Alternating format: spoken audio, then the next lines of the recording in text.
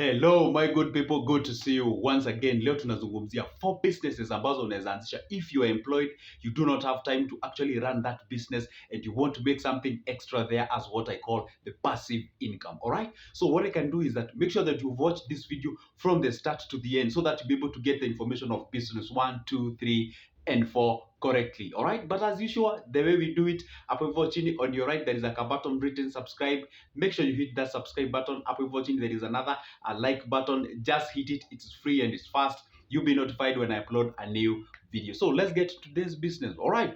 So business number 1, straightforward. All right. But before I do that, remember this. Perhaps you're employed, you don't have time, and then you're like, okay, fine. What are the business zenye naweza anzisha mahali nikuwe naanza kitu because I don't have time and vitu kama hizo, and then I don't have much people whom I can trust on the businesses. These are the business that you can be able to do them. All right. Business number 1 is what I call, maybe you've never heard of this, but kuna kwanga na hii issue ya kununua mbuzi au kondoo from the auction market. Kuna mahali huwa gari zinaendea wanyama, either is in Kajiado, either is like Kipia, Samburu, or whatever the place is. All right. Whenever you get yourself into that market, what you can do, you may not be able to actually comboard the entire gari when there is or those buses or the condo. What you do, you cling to an existing one. All right. You do what? Like several people wanashikana wanachukua hiyo gari and then mnalipa a small piece of amount, and then from there you go grab like your 10, your 20 buses or condos and something of sort. So what happens here near T, at the price at which you're buying that specific condo, of course it's a very lower price because you're buying them from an auction market. And then ukishazileta, don't even worry about where to keep them. I know maybe you live in town and you don't have a place where you can keep them. Don't even worry about that. Kuna kwanga na section in a habata, or the what we call the kichinjio balua wanachijia. So you can keep them there.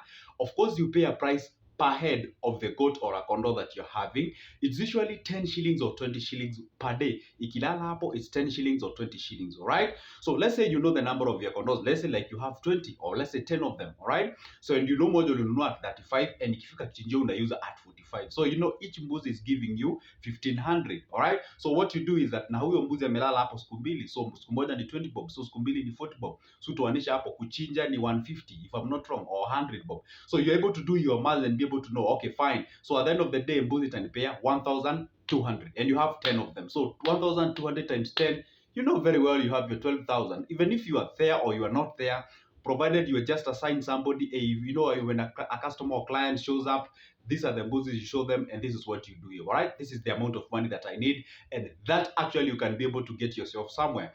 Remember one thing, you don't even need a place where to keep these buses. You can use the existing habitats or what we call the kichinjios, and you're good to earn some your cash. And maybe, who knows, as the time goes, you can think of maybe yourself, you can think of starting your own sort of a choma zone, sort of a butchery or something of sort, because you're already kind of knowing the market as the time goes. Take that advantage, take that as that opportunity, and you can actually grow yourself. Personally, I have ever done that business, and I can assure you, I can assure you that it's a good business na unaweza earn kakitu at the end of the day. All right, are we together up to that point?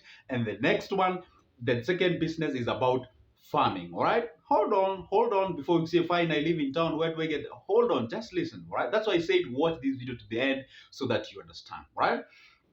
So when it comes to farming, I've interacted with a good number of people who lives around Nairobi, Githurai, like the entire stretch of Thika Road. And those guys have actually gone to an extra mile now, wamekomboa a place called Juja Farm, right? That Juja Farm, everybody is given a piece who shows the interest. And of course, you can be able to kulima your, vegetables of different kinds of managu, terere, sukuma spinach, such kind of things, and they are actually making something out of it. Identify a place. Of course, maybe if you live around the Nairobi area, you can identify a place in the Kiambu area, the Kajiado area, and something of sort, or the Machakos area, and you can be able to grow your farm, or rather your vegetables, and you can sell to your wholesalers, or you can sell them actually as yourself and make something out of it. Perhaps you feel like, okay, fine, where can I get that shamba? Does it apply only in Nairobi? It doesn't apply only in Nairobi. Any other places in our country can actually resonate with that business. Unless maybe you're living from far-fetched places like Wajir, Mandera, and something of sort, because those areas happen to be a little bit, arid or semi-arid, and therefore getting yourself into farming can actually frustrate you. All right? That's business number two, all right? And the business number three, it's all about transport, all right? Transport industry becomes one of the, yes, competitive, I don't deny that, and one of the challenging, yes, I do not deny that. But if you're in a position to, you can actually go ahead and buy yourself, let's say, what do you call these vans, commonly known as Nissan or Matatu, be it a Zanganya or something of sort. But if you can be able to buy this, what we call commonly known as box, all right, and get them to a good circle that, maybe I don't want to name those circles, but if you know them very well, if you can put those those vans into those circles, you can actually get yourself some money. For instance, let's say it takes like close to 2 to 3 million to actually buy the entire van, renovate it, register to the PSV, get yourself to the registration of that given specific ASACO, and then from there, maybe let's say they tell you that I'll be giving you like 3,000 a day, and then you can be getting your 1,000, and then they keep you for 2,000, and then at the end of the month you can go withdraw your 2,000, like basically your 60,000, right? So you see now, Apple, you don't even need a lot of people because the driver is employed by the SACCO. Actually, they don't even have a conductor. So the driver is employed by the SACCO. The maintenance, the route, the hours, the scheduling, and everything is done by the SACCO. Of course, identify a good and legit SACCO, put your car there, and then from there, you get yourself, okay, fine. You cannot like eradicate all the challenges in a business, but at least you minimize them. Once you get yourself a SACCO, then you can be able to actually what we call, kind of concentrate on other things because the SACCO is actually running the entire business with you or for you in that specific area. And like maybe where you give them, the conductor, the driver, and then from that point, you're like, stress every time. Maybe let's say you've agreed that they should be giving you 2,500 or 3,000, and then they keep on giving you a lot of stories and such kind of a thing. I know there are some people who have ever engaged themselves into transport industry, wenyewe wananunua the motorbikes or the pikipikis, and then you give to a rider, and then mna agree jioni utalipia 300 400 or something of sort. So sometimes it become a kind of a bumpy ride, but at the end of the day, businesses always have challenges, and that's the only way you can get yourself running and get yourself a passive income. All right. The last one, but not the least, it's about shares. This one I've covered in a million times in different ways, right? I always say you can get yourself either into SACCO shares, into stock shares, into treasury bills, into treasury bonds. These are actually money market fund. These are things that you can actually get yourself into them, and you don't even have to worry much about it because you actually don't even have a control over what happens to the price of that a specific share, because these are big institutions or corporate industry that you're buying shares for, and then that means that you're less stressed. For example, if you decide to go buy shares of an X company, right? Hardly will you have any, direct, what we call influence or sort of, you don't even have to worry about it. Just buy shares, just relax. Of course, you must have done your research about that given company that interests you and you want to buy shares from, because that company must show what I call the prospects of growth. And then you buy your shares there, you'll be getting your dividends. And if you can decide to go the capital gains way, you buy shares, buy low, sell high, you get your cash, and maisha inasonga mbele, all right?